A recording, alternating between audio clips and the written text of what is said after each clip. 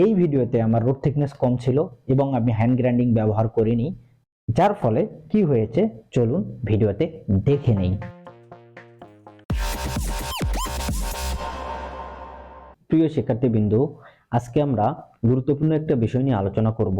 সেটা হচ্ছে চিত্রে দেখতে পাচ্ছেন এই জবে রোড পাস দেওয়ার সময় পেনিট্রেশন কোথাও বেশি, কোথাও কম, কোথাও মোটা, আবার কোথাও চিকন হয়ে, এটা কেন হয়ে থাকে, এটা কিভাবে তার সমাধান করা যায়, এই বিষয়টা নিয়ে আলোচনা করব।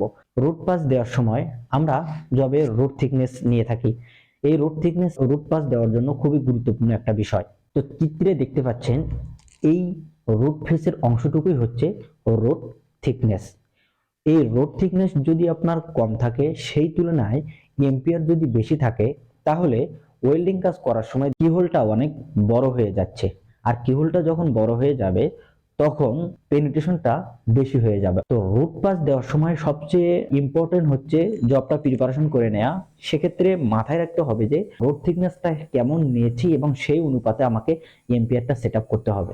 তবে সচরাচর আমরা রুট পাস দিয়ে থাকি 60 থেকে 70 এম্পিয়ারের মধ্যে এবং রোড থিকনেস নিয়ে থাকি 1.5 থেকে 2.5 মিলিমিটারের মধ্যে। এই ভিডিওতে আমরা দেখিয়েছি রোড থিকনেস কম নিয়ে কেমন পেনিট্রেশন তৈরি হয়।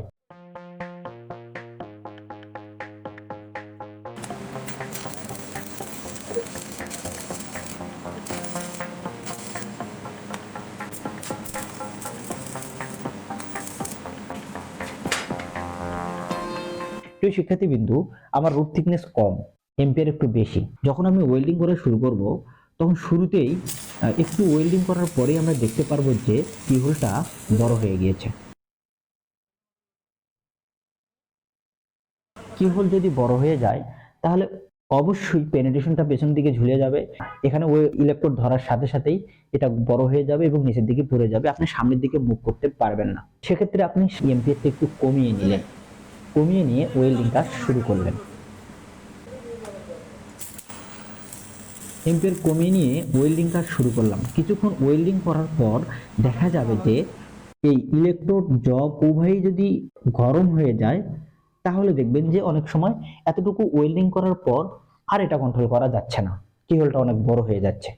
আর ওয়েল্ডিং এর সময় এই সমস্যাটাই বেশি হয়ে থাকে যদি আপনার রোড থিকনেস অনেক কম থাকে। কারণ রোড থিকনেস গলেই আপনাকে কিহোল তৈরি করতে হবে এবং কিহোল তৈরি করেই আপনাকে পেনিট্রেশন করতে হবে। এতটুকু ওয়েল্ডিং করার পর যখন আমাদের ইলেকট্রোড শেষ হয়ে যায়, তখন আমরা যে ভুলটা করে থাকি, গ্রাইন্ডিং ব্যবহার না করে ওয়েল্ডিং কাজ শুরু করি। এই ভিডিওতে হ্যান্ড গ্রাইন্ডিং ব্যবহার না করে ওয়েল্ডিং কাজ করেছি।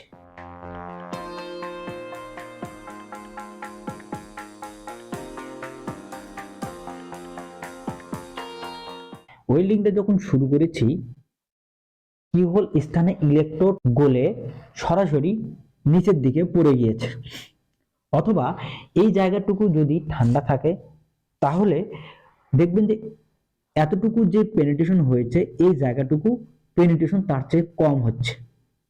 আবার একটুখানি যাওয়ার পরেই আবার কিহোল বড় হয়ে গিয়ে পেনিট্রেশন অনেক বেড়ে গিয়েছে। আর যদি আপনি গ্রাইন্ডিং ব্যবহার করেন তাহলে কি হবে, আপনি হ্যান্ড গ্রাইন্ডিং মেশিন দিয়ে পেছন দিকে 10 থেকে 20 মিলিমিটার এতটুকু পরিমাণ গ্রাইন্ডিং করে নিয়েছেন এবং ওয়েল্ডিং কাজ শুরু করবেন ঠিক এখান পেছন দিক থেকে।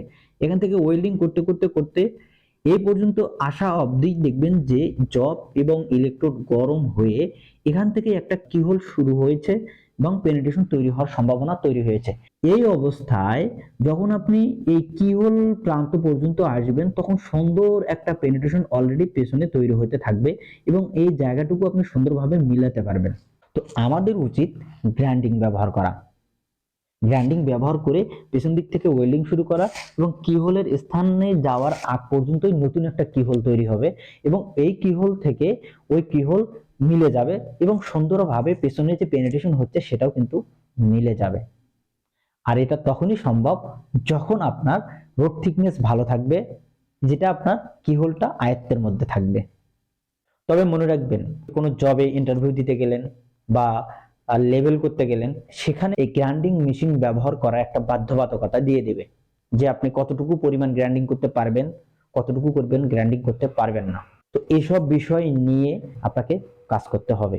এই জবে আমরা চেষ্টা করেছি এম্পিয়ারটা কমিয়ে দিয়ে এই জবটাকে সম্পূর্ণ করার জন্য, কিছুটা কন্ট্রোল করা গেলেও যখন ইলেকট্রোড শেষ হয়ে গিয়েছে, নতুন একটা ইলেকট্রোড নিয়েছি, ঠিক সেই জায়গাতেই আমাদের পেনিট্রেশন কম হয়েছে, তার একটু পরেই আবার পেনিট্রেশন অনেক বেড়ে গিয়েছে, যার ফলে কোথাও উঁচু এবং কোথাও নিচু পেনিট্রেশন হয়েছে। আর এই সমস্যাটা হয়ে থাকে এই যে কয়টা বিষয় নিয়ে আলোচনা করলাম, ঠিক এই কয়টা বিষয়ের উপরেই। এই ভিডিওতে আমার রড থিকনেস কম ছিল এবং আমি হ্যান্ড গ্রাইন্ডিং ব্যবহার করিনি, যার ফলে কি হয়েছে চলুন ভিডিওতে দেখে নেই।